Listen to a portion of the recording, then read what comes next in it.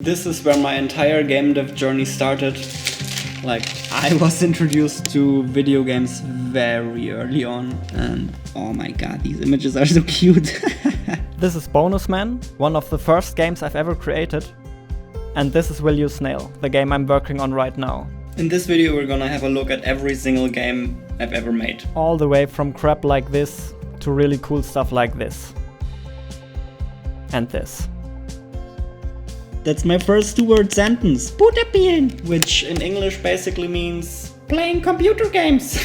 Here even found some of my very early games. I'm not even sure when I created them, but probably around kindergarten.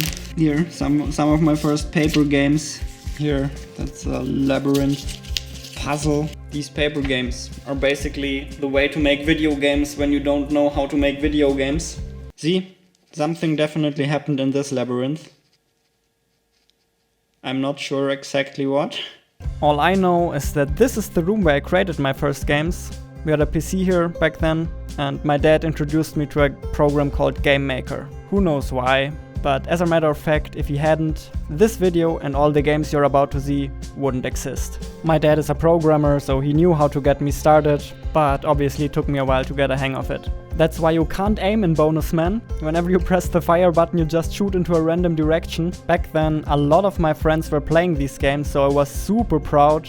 I even gifted them to friends as a birthday present. This is a game I made for my sister, for example, featuring her favorite soft toys, Naschkatze and Herzi. Yes, the game's pretty crappy, but it even had a story and I think my sister really loved it. Step by step I managed to make small improvements. This tomato even knew how to aim. And I had some pretty creative ways to work around my limitations. For example, this is a strategy game without units. You simply fight with your buildings, and once again the buildings just fire into random directions. The next strategy game I made already looks a little more advanced. You can choose where you want to place buildings, and it even had units. You couldn't control them, you could only say when to attack, but that's a beginning. Just a bit later I made a game with fully controllable units. It feels pretty clunky to control them, but hey, progress. Also, I was pretty obsessed with drawing these labyrinths as a child, so of course there had to be a game about that as well. I'm really happy I still have so many of these super old games, so definitely back up all of your game projects. One day it's gonna be cool to look at them. What you're about to see is my first horror game.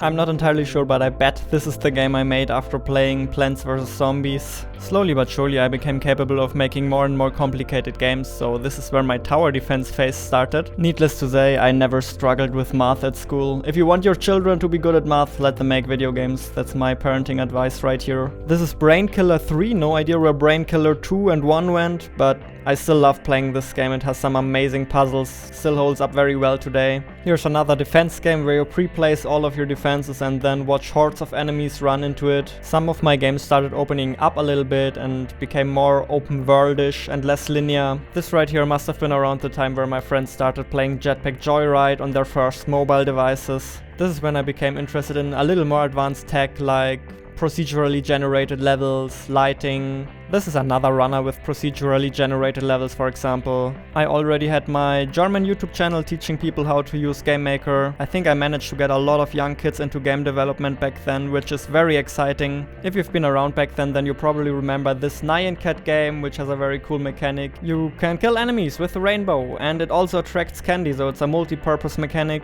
Pacing of my game slowly started becoming better. This one is very nice and fast. And here we have an embarrassing fan game I made for a German YouTuber called Fresh Torge. Depending on the character you pick here, you play in a different environment with a slightly different movement set and different enemies. He's definitely still making great videos to this day, so shout out to him. Now this game is super fascinating to me because it sucks. It's super boring, you can only drive to the left and to the right, there's nothing you can do. All of the attacking and shooting happens automatically, but I built such a juicy reward system on top of it that when I made this recording, I couldn't stop playing. While playing, you collect gold and diamonds, then when you finish a level, you get a bunch of rewards on top of that. Most importantly, those pinballs. Pinballs work like this, you throw them in at the top and then you can get additional rewards depending on which hole they fall into. Then you obviously use those resources to buy upgrades for your robot. Literally the only thing missing from this game is microtransactions. What a missed opportunity. Then next up we have a board game I made. It's called Grave Hunter. Playing pieces are pretty awesome as well. So we've got an asymmetric multiplayer. This is Team Osiris. This is Team Grave Hunter. And the Grave Hunters need to go into the pyramid, past all of these traps, and get the treasure. And Team Osiris has to stop them. These are the dice. So basically roll with these. Bang! Got a 3. Now this was around the time when I played Slender. And compared to my first horror game, this is actually freaking creepy, cause there is an invisible monster, and if you look very closely you can kind of see it, but otherwise it only turns visible when it's right in front of you. And that results in you constantly staring and focusing on the screen, paying very close attention. Obviously that is great for jump scaring you.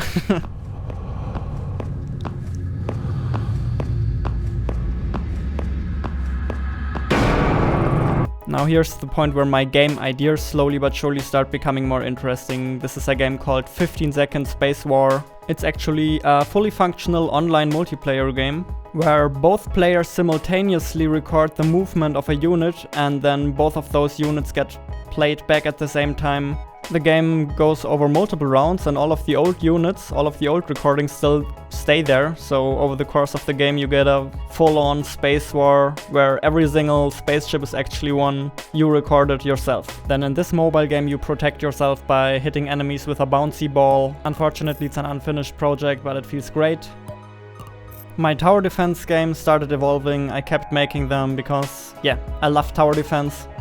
Here's a minigame with really sick and smooth stickman, jump and run platformer controls, random stuff like a digital firework for New Year's, a platformer that somehow feels a little similar to You Snail and contains a lot of explosives. Then here we have a freaking turn-based tower defense with mining robots and factories and I don't even know.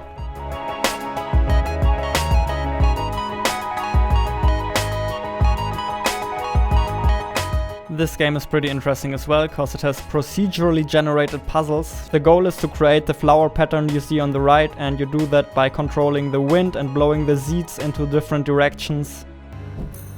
This puzzle game is about throwing a ball that you can teleport towards. I assume this was around the time when I played Portal, just a thought. Oh my god. Oh my god. This is one of the hardest puzzles I have. Now you'll really start crying. What you're seeing right here is Mad Programmer. My first big game, my first big finished game. It's a puzzle game, but it also has some action elements. The main idea is that you have these clones that mimic your movement with a bit of delay, but the interesting part is that you can also interact with your clones. You can push them around, you can shoot them, you can destroy them, manipulate their movement, and that allows for a couple of really cool puzzles. This is Reign of Death, the first mobile game I uploaded to Google Play. You're a little bug and you need to dodge raindrops. I didn't update the game, so Google probably took it down due to security risks or whatever. A little after that, a random person reached out to me via my YouTube channel, Melissa. She was a communication designer and she wanted to make a game with me. What you see here is the result of our efforts, another mobile game, a puzzle game. The cool thing is that you can edit levels before you play them, and Sniffy can also switch his gravity, he can walk upside down basically. I never met Melissa in real life. We basically made this entire giant game just over the internet. We tried selling it on Google Play for $2. We had absolutely no marketing skills, so guess how that turned out. We sold maybe 200 copies due to my YouTube channel, and that barely covered our expenses. This is the first prototype of Phished, a game that definitely played a big role for my life. I can't really tell you why, but if you count 1 and 1 together, maybe you can figure it out. When the game was done, it looked like this. It was also never released, but I remember playing this over and over against my sister to really balance the crap out of this. It's an asymmetrical local multiplayer about 2 fish that compete for food and space. Both players have a couple of really cool abilities that counter each other in various interesting ways. At the same time, it feels a little bit like Smash Brothers, because to collect the food you need to push the other fish out of the circle. Overall a very cool game. Should upload it somewhere so you can play it as well. Haven't done that yet. I made this maybe 5 or 6 years ago. It's called cyber chess, but it doesn't really play like chess at all. It plays more like a modern RTS game. Like, this is your main base that you need to defend. Like, this unit stuns all units that stand around it. This one has an attack radius of 2, destroys pretty much everything within range. This is the first game I made in game school. As you can see, we're slowly but surely approaching the present.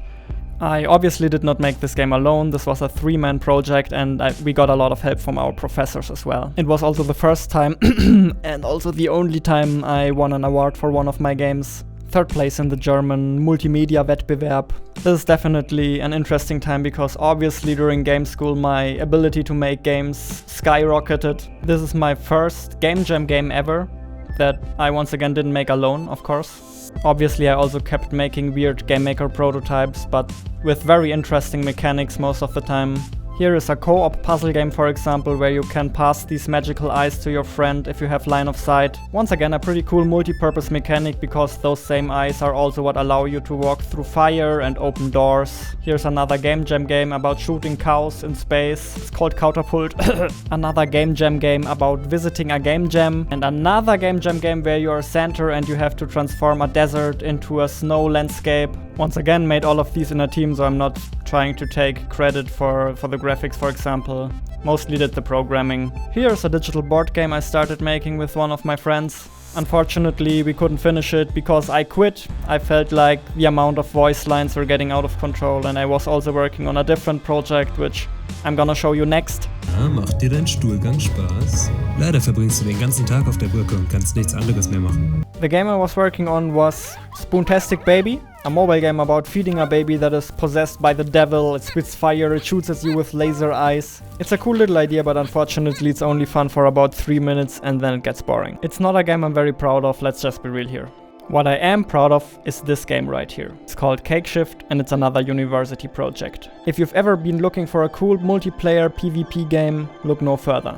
Cake Shift is a game about terraforming a cake. You can manipulate cake pieces, make them move up or down. It's very strategic and you have to reach the other side to get your teeth back. Once again, it was a group effort, so I was not responsible for these awesome graphics. Can't take credit for that. We were a 4-man team and I was mostly responsible for coding and gameplay. Here I wrote an A-star pathfinding algorithm from scratch because I wanted to know how that works. Here's another cool game idea. It's basically a jump and run tower defense. And one more magical thing that happened at game school is that I found a team that I really liked working with. I hope I can make some more games with them in the future. What you see right here is a rhythm-based multiplayer game that you can play on multiple mobile devices at once without the need of having them connected via the internet.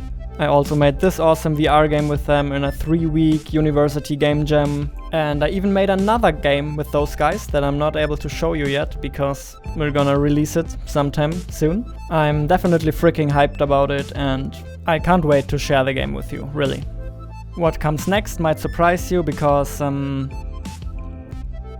quit game school. I know what you're thinking, how could I leave something as awesome as this behind?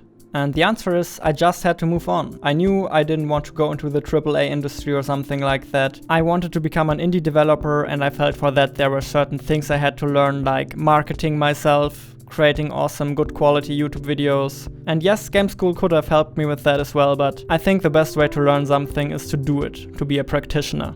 This is Ovus Nova, the game I was working on when I started this YouTube channel 1 year ago.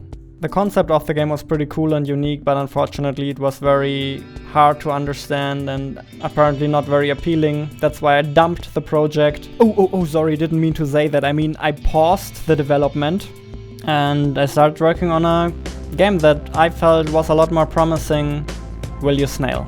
But if you've been here, you already know that part of the story. I made this game for Brecky's 10-minute game challenge. I made a game called Oroborous for Gym Jam. It's a game where you sacrifice your own arms and legs to jump and activate buttons. And I made Overcharge, a physics-based tower defense game where you have to sacrifice your own turrets to get some extra damage out of them. Made this for Ludum Dare 43. The best thing is, it feels like I just got started. This journey has just begun. There's so much more I need to learn. So many more awesome games I need to make. Here's where I am now. My cute little office, hunting my dreams, looking forward to the next failure, and hoping that this little kid is proud of me.